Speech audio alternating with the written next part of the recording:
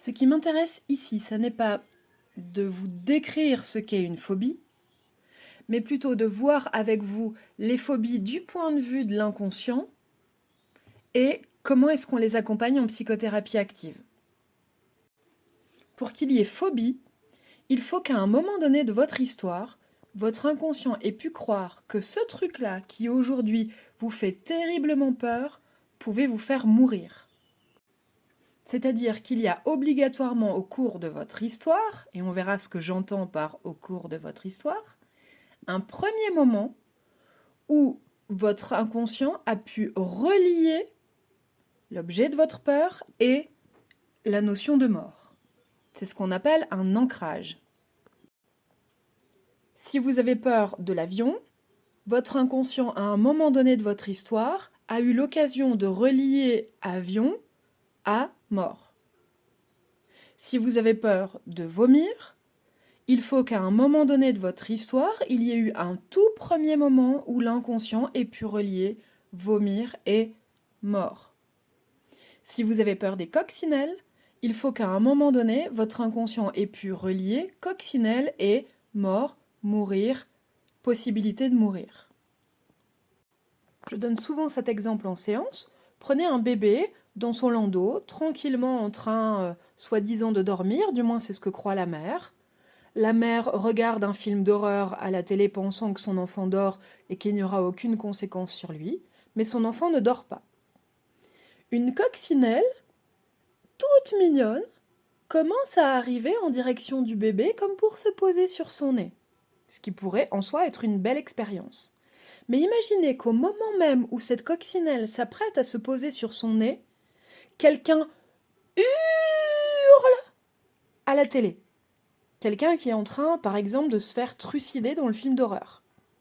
Il n'en faut pas plus pour que l'inconscient réunisse les deux phénomènes entre eux et pour que l'inconscient se dise qu'à partir de maintenant, coccinelle égale mort, donc coccinelle égale danger trop important pour prendre le risque.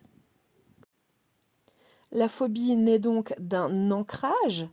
L'ancrage, c'est quoi? C'est votre cerveau qui va relier deux éléments entre eux, qui va ancrer deux éléments entre eux, qui va acter que tel sujet égale danger, que tel sujet égale mort, que tel sujet égale risque trop important pour le prendre.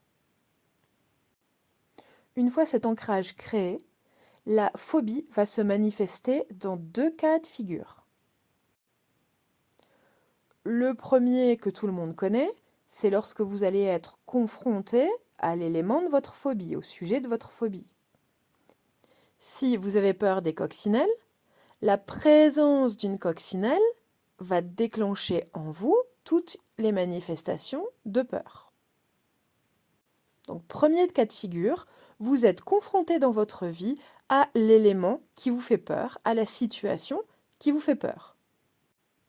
À partir du moment où l'inconscient sait que cet ancrage est créé, que cette phobie est présente, il va également l'exploiter dans un second contexte qui est quand ça l'arrange bien pour vous limiter. Si l'inconscient avait besoin de vous empêcher d'aller au mariage d'un tel qui vous fait peur pour différentes raisons, peut-être parce que vous n'aimez pas quelqu'un qui est présent, peut-être parce que vous n'aimez pas les mariages, peut-être parce que ce week-end-là, vous aviez envie de faire autre chose, ou parce que vous faire plaisir et vous amuser n'est pas autorisé dans votre structure pour l'instant. L'inconscient a dans sa boîte à outils et sait qu'il a dans sa boîte à outils la carte phobie qu'il va pouvoir sortir comme un carton rouge lors d'un match de foot pour vous dire tu peux pas aller à ce mariage. Tu sais bien, il va y avoir des coccinelles. C'est en campagne. Or, comme tu as peur des coccinelles, tu ne vas pas pouvoir aller à ce mariage. Donc, l'inconscient voit à l'avance ce vers quoi vous vous dirigez. Si c'est autorisé, c'est cool. Si ça n'est pas autorisé, si ça n'est pas sécure, si ça n'est pas écologique pour vous d'y aller, quelle que soit la raison, il va pouvoir exploiter cette phobie pour vous permettre de ne pas y aller. On parle alors de stratégie d'évitement. L'inconscient exploite une phobie de manière stratégique pour éviter quelque chose d'autre qui très souvent n'a rien ou peu à voir avec le sujet de votre phobie. En psychothérapie active, j'aborde donc les phobies sous deux angles. Le premier, on va aller chercher le tout premier moment où l'ancrage s'est créé. Vous étiez où en train de vivre quoi au moment où votre cerveau a relié que cet élément-là était un danger de mort, un risque trop élevé pour le prendre. Une fois qu'on a trouvé cet élément déclencheur, ce premier moment racine qui a permis à votre cerveau et à votre inconscient de fabriquer cette phobie, on va aider votre cerveau à délier les deux éléments. S'il a relié coccinelle à danger de mort, on va délier dans votre cerveau coccinelle et danger de mort. Les deux étant déliés, si on s'y est bien pris, à partir de maintenant, face à une coccinelle, votre corps ne déclenchera plus de peur. On dit alors que la phobie a été désactivée. Mais on ne va pas faire que ça. Parce que si votre inconscient surexploite cette phobie pour vous éviter certaines choses de votre quotidien, pour vous éviter de vivre certaines choses qui ne sont pas écologiques pour vous, on va avoir besoin de sécuriser ce terrain-là pour que l'inconscient puisse lâcher la phobie. Si votre inconscient a encore plus peur de la tante Josiane et de ses méchancetés que des coccinelles, bien sûr qu'il ne va pas désactiver la phobie des coccinelles si ça vous amène à aller au mariage dans lequel la tante Josiane sera et dans lequel vous allez vous en prendre plein la gueule. Donc dans cet exemple très caricatural bien sûr, on va d'abord avoir besoin de vous aider à bien vivre la présence de la tante Josiane, peut-être désactiver ce que ça vous fait quand elle est méchante, vous autoriser à désobéir à l'injonction de manger à côté d'elle et d'être poli avec elle, de peut-être vous autoriser à l'envoyer chier et à lui sortir une bonne vanne devant tout le monde pour qu'elle ferme sa grande gueule, par exemple. Alors, on est d'accord, c'est pas très aimons-nous les uns les autres hein, dans mon exemple, mais peu importe, c'est juste pour vous faire comprendre le mécanisme. Il va falloir que aller au mariage en confrontation à la tante Josiane soit sécurisé pour que votre inconscient lâche cet outil magique qu'est la phobie de la coccinelle qui fonctionne à tous les coups pour vous éviter d'aller voir la tante Josiane.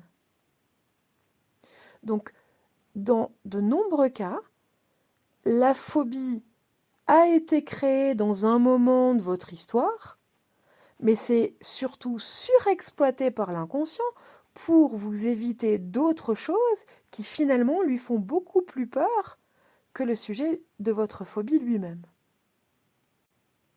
Donc si vous faites partie de ces personnes qui ont déjà essayé tellement de choses pour désactiver leur phobie et que ça n'a pas marché, c'est que soit vous n'avez pas trouvé le bon moment d'origine pour aller le désactiver, soit cette phobie vous sert à quelque chose et ce ne serait pas encore pour l'instant écologique pour vous de vous retirer cette phobie. Si ça rend trop service à votre inconscient pour vous éviter pire, alors il maintient cette phobie.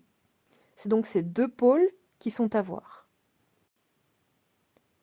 L'expérience me montre que cette phobie peut prendre origine, peut prendre naissance dans cette vie-ci, in utero, lors de l'accouchement, puis de votre naissance jusqu'à aujourd'hui. Cette phobie peut prendre naissance dans une vie antérieure, ça peut être quelque chose que votre âme a vécu dans une autre vie, dans une autre incarnation, qui déteint encore un peu sur votre corps et sur votre expérience d'aujourd'hui.